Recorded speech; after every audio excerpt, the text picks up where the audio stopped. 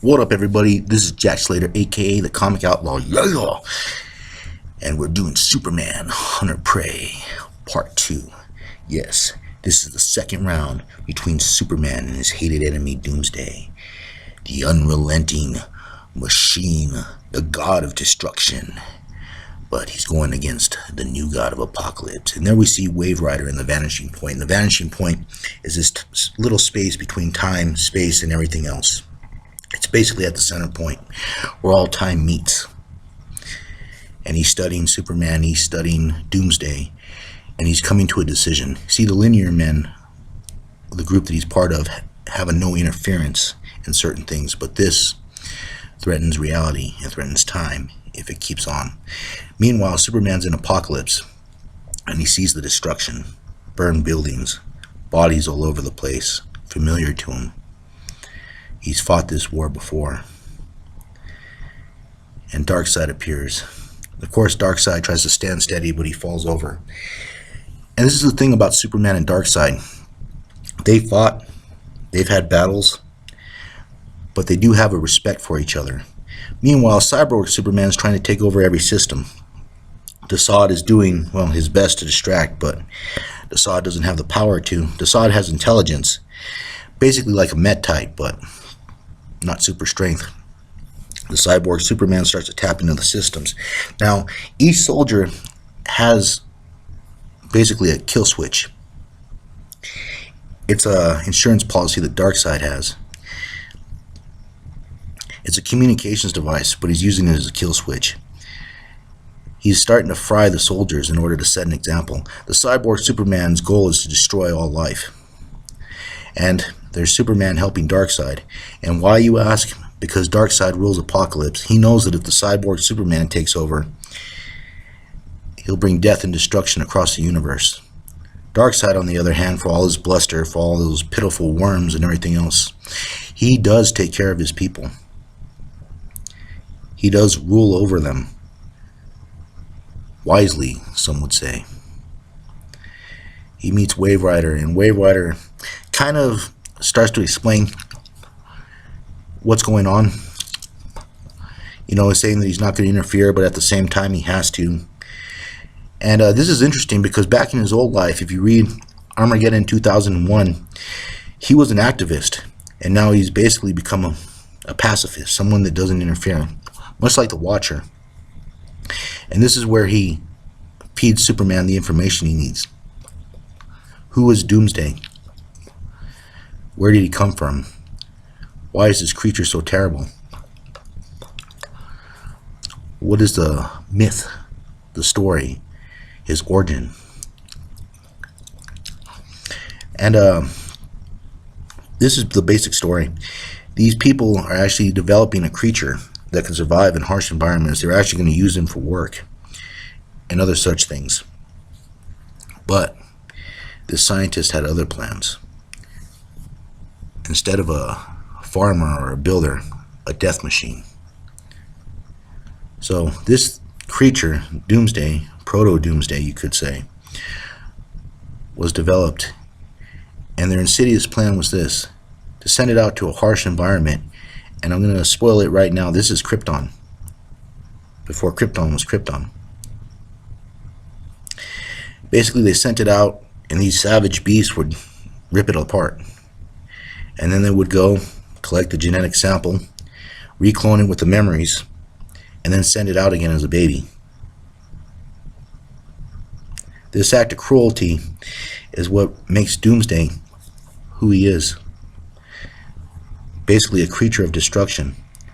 So this creature was bred again and again and sent out in the most horrible environments to be ripped apart by animals, savage beasts. The creature learned how to adapt. That's where Doomsday's powers come from. Until it started to grow up. It had the ability to fight back. And then it would die. And it would come back stronger. Each and every time. And they would send this creature out again. And again. And again. Until it became powerful enough. It became powerful enough to fight back It became powerful enough to hate its creators. It became Doomsday, a living force of destruction.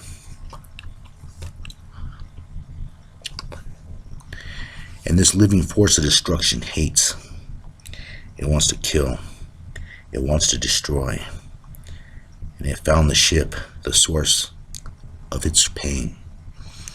And it begins to attack, tear, rip, torn asunder. It crashes through, killing anyone, anywhere. The scientist meets his own destruction, as it should be. And then he takes off in his ship to find a new planet to destroy, to find more life to extinguish. This creature hates life. This creature hates everything that has to do with life. And it's become its mission to extinguish any and everything.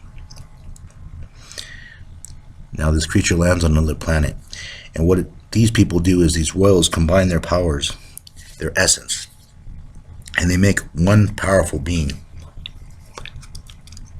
made out of light. And this creature actually attacks Doomsday and is able to stop Doomsday. Not only that, killed Doomsday. Doomsday was unprepared for this. It hadn't dealt with energy, psychic energy, or anything like that. It's mostly been physical damage. They sealed Doomsday up. Does that look familiar? If you read The Death of Superman, you'll see what I'm talking about. Basically, a death shroud sent him to Earth, and then the war happened on Earth.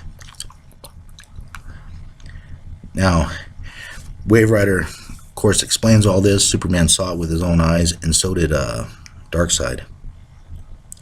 Darkseid says, as a representative of Earth, it's his job to basically assist Darkseid in removing, or, Cyborg Superman from his planet, since Superman's partly responsible. But all of a sudden, rockets launch.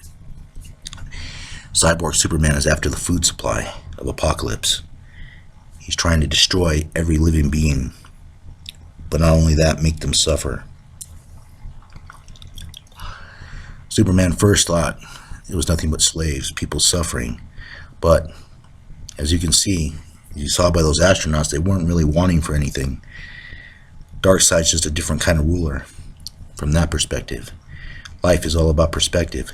Superman flies, trying to stop these missiles, trying to save the day. But Apokolips, using his Omega beams, saves his own. This is my point. Why would this man, if he's so bent on death and destruction, save his own people? Superman comes out of the wreckage. He knew it wouldn't hurt him. Now, Darkseid is biding his time. Darkseid is basically healing. But in the meantime, he can use his Omega beams. His Omega beams are very cool. They fire and they go in different angles. And this is great. Superman grabs Cyborg Superman and throws him right in front of the Omega beams, and ends up frying him. And yeah, good old Hank Henshaw is not in a good mood. He is not in a good mood whatsoever. It actually burns his hair off. It's pretty funny. He gave him a buzz cut. And of course, he says this is power. He fires off his heat beams. He has a small dose of Kryptonian DNA, so he does have his powers to a degree. He turns himself into a big machine, and Superman just uses his heat vision. There's a difference between Darkseid's Omega beam and his heat vision. Heat vision is probably more intense. The Omega beam is more accurate. And yeah, this is a device from Cyborg Superman. Just a little something to distract Superman, and Darkseid has basically had it. You gotta give it to Darkseid. Boom! With that Omega beam, and just fries everything. I mean, I love this picture. You gotta love the art. This would make a great poster. But Darkseid takes care of the remnants of Cyborg Superman for now. And this is where Darkseid says there might be a way to beat him, but you're not ready. And you see, this is where they all work together. Like I said, sometimes enemies, sometimes allies. But he knows that he has to beat Doomsday, and he's going to need help. But how is he going to get that help? Is he going to get Doomsday? We'll find out the next time, won't we? And as always, I'll catch you on the flip side.